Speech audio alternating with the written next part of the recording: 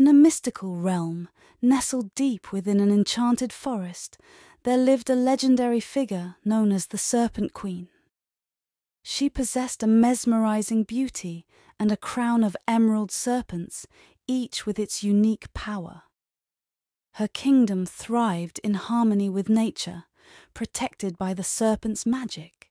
One fateful day, a dark sorcerer, envious of her power, sought to steal her crown.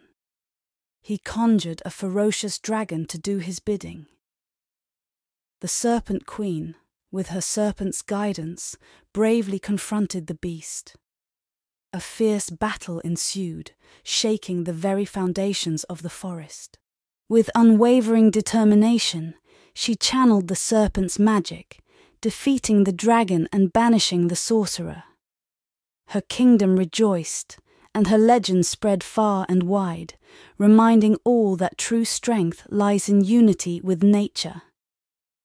The Serpent Queen continued to protect her realm, ensuring its prosperity for generations to come, as her serpents slithered through the annals of history, guarding the enchanted forest with their ancient mystical power.